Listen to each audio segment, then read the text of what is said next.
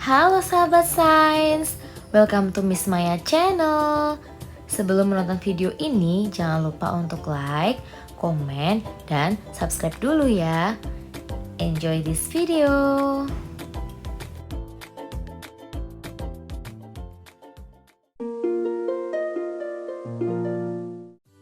Halo sahabat sains, jumpa lagi di channel YouTube Miss Maya. Pada video kali ini kita akan membahas soal evaluasi uji kemampuan kalian mengenai bab klasifikasi makhluk hidup.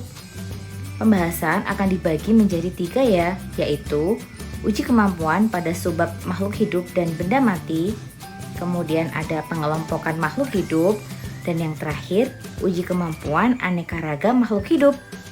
Simak videonya sampai selesai ya. Nah, sahabat sains, langsung saja yuk kita bahas dari subbab pertama, yaitu makhluk hidup dan benda mati. Soal nomor 1, jelaskan karakteristik yang membedakan makhluk hidup dengan benda mati.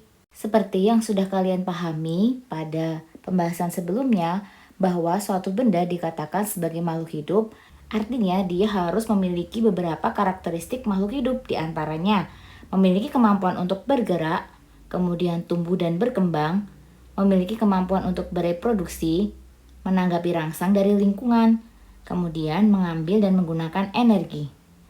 Lalu, memiliki kemampuan bernafas, kemudian menghasilkan limbah atau ekskresi, dan yang terakhir, tubuhnya tersusun atas satu atau banyak sel. Nah, apabila dia memenuhi semua kriteria tersebut, berarti dikatakan sebagai makhluk hidup. Soal nomor 2, jelaskan 2 alasan yang menyatakan bahwa virus tidak termasuk ke dalam makhluk hidup. Alasannya yaitu karena tubuh virus tidak tersusun atas sel dan virus tidak dapat melakukan metabolisme sendiri serta tidak menunjukkan karakteristik makhluk hidup lainnya seperti bernafas. Dengan demikian, maka virus bukan termasuk makhluk hidup. Soal nomor 3, identifikasi benda-benda berikut apakah termasuk makhluk hidup atau benda mati dan berikan alasannya. Kita mulai dari yang A dulu ya, yaitu padi. Nah, padi ini termasuk makhluk hidup karena dia menunjukkan ciri-ciri makhluk hidup, yaitu dapat tumbuh dan berkembang, bereproduksi, mampu berfotosintesis, dan tersusun atas sel. Selanjutnya yang B, burung. Burung termasuk ke dalam makhluk hidup juga karena menunjukkan ciri makhluk hidup, yaitu dapat tumbuh dan berkembang, bereproduksi, bergerak, mampu menggunakan energi, dan tersusun atas sel. Lalu yang C, pulpen termasuk benda mati karena tidak menunjukkan karakteristik makhluk hidup. Pulpen tidak dapat bernafas, pulpen juga tidak tersusun atas sel, dan tidak dapat bereproduksi. Kemudian yang terakhir yaitu meja. Meja juga bukan termasuk makhluk hidup, jadi meja termasuk benda mati karena tidak menunjukkan karakteristik makhluk hidup. Meja tidak bernafas, meja juga tidak tersusun atas sel, dan tidak dapat bereproduksi juga. Soal nomor 4, beberapa mainan robotik menunjukkan seolah-olah mereka hidup. Misalnya, mereka menunjukkan kapan mereka membutuhkan makan. Sekarang kita coba jawab dulu ya yang nomor 4A. Sebutkan ciri-ciri kehidupan yang mereka perlihatkan dan yang tidak mereka tunjukkan. Nah, karakteristik makhluk hidup yang diperlihatkan robot mainan misalnya bergerak dan menanggapi rangsang. Sedangkan karakteristik makhluk hidup yang tidak diperlihatkan robot mainan misalnya tubuh tersusun atas sel dan juga bereproduksi. Selanjutnya nomor 4B. Apakah mainan tersebut termasuk makhluk hidup? Nah, jawabannya adalah robot mainan tersebut tidak termasuk ke dalam makhluk hidup karena tidak dapat menunjukkan semua karakteristik makhluk hidup. Hanya ada beberapa karakteristik saja yang ditunjukkan oleh mainan robot tersebut. Sedangkan ada beberapa karakteristik yang tidak dimiliki oleh robot mainan tersebut, sehingga robot tersebut dikatakan sebagai bukan makhluk hidup. Sekarang kita beralih ke uji kemampuan subbab pengelompokan makhluk hidup. Kita mulai dari yang nomor 1 dulu ya. Apa tujuan mengklasifikasikan makhluk hidup? Nah, jawabannya adalah tujuan mengklasifikasikan makhluk hidup adalah untuk mempermudah mempelajari makhluk hidup yang sangat beraneka ragam jenisnya, sehingga ketika dikelompok-kelompokkan maka kita akan lebih mudah untuk mempelajarinya. Soal nomor 2, bagaimana karakteristik kunci klasifikasi yang baik? Jawabannya adalah kunci klasifikasi yang pertama harus jelas, yang kedua sederhana, dan yang ketiga mudah digunakan. Soal nomor 3. Menggunakan gambar kunci dikotomi gambar 5.11, ini di buku paket ya. Apa nama kelas dari hewan berikut? Nah, akan Miss Maya tampilkan ya gambar 5.11. Nah, ini ada gambarnya. Kalian masih ingat kan bagaimana cara membacanya? Nah, ini adalah gambar buaya. Kita coba ya dari yang pertanyaan yang pertama. Apakah buaya termasuk berambut? Nah, jawabannya tidak ya. Berarti kalau tidak, kita lanjut ke pertanyaan selanjutnya. Yaitu apakah buaya berbulu? Jawabannya juga tidak. Maka kita lanjut ke pertanyaan selanjutnya. Apakah kulitnya kering? Nah, jawabannya iya. Buaya memiliki kulit kering. Berarti buaya termasuk ke dalam kelas reptil.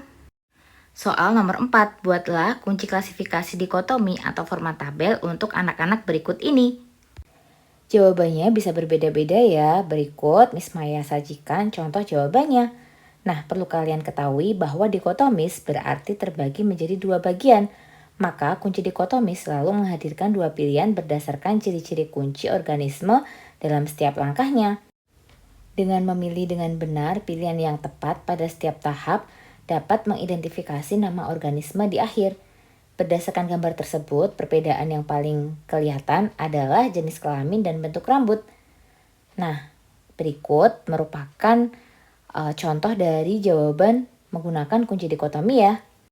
Berdasarkan kunci tersebut dapat kita ketahui bahwa Rima dia memiliki kunci 1B, kemudian 3A dengan ciri-ciri perempuan dan memiliki rambut berwarna coklat. Selanjutnya untuk Jeremy dia memiliki kunci dikotomi yaitu 1A dan 2A dengan ciri-ciri laki-laki dan memiliki rambut yang lurus. Clara memiliki kunci dikotomi yaitu 1B, kemudian 3B dengan ciri-ciri perempuan dan memiliki rambut berwarna pirang. Sedangkan Gugun kunci dikotominya yaitu 1A dan 2B dengan ciri-ciri laki-laki yang memiliki rambut keriting. Sekarang kita lanjut ke pembahasan subbab aneka ragam makhluk hidup. Kita mulai dari yang nomor 1 dulu ya. Tulislah urutan takson dari yang tertinggi sampai tingkatan terendah. Nah, ini mudah ya. Seperti yang sudah kita bahas sebelumnya, yaitu urutannya yang pertama ada kingdom. Itu pada hewan, kalau pada tumbuhan namanya regnum. Kemudian di bawahnya ada filum atau divisi. Kemudian ada kelas, ordo, familia, genus, dan yang terakhir adalah spesies. Soal nomor 2, jelaskan karakteristik khas dari kingdom Monera, Protista, fungi, plantae, dan animalia. Yang pertama, karakteristik khas Monera adalah prokaryotik. Karakteristik khas Protista adalah eukariotik, uniseluler, tidak ada jaringan yang terdiferensiasi. Kemudian fungi memiliki karakteristik eukariotik, sel berupa hifa, berdinding sel, dan heterotrof. Sedangkan pada karakteristik plantae adalah eukariotik, berdinding sel, multiseluler, dan autotrof atau dapat membuat makanan sendiri. Yang terakhir, karakteristik pada animalia adalah eukariotik, tidak berdinding sel, heterotrof atau tidak dapat membuat makanan sendiri, dan multiseluler. Soal nomor 3, seorang siswa mengamati spesimen tumbuhan dari halaman sekolah. Karakteristik yang dimiliki oleh tumbuhan tersebut adalah memiliki bunga dan memiliki tulang daun yang sejajar. Bagaimanakah karakteristik lain yang dimiliki tumbuhan tersebut? Jelaskan alasan kalian. Nah, pertama-tama kalian harus tahu dulu ciri-ciri yang dimiliki oleh tumbuhan tersebut termasuk ke dalam tumbuhan jenis monokotil.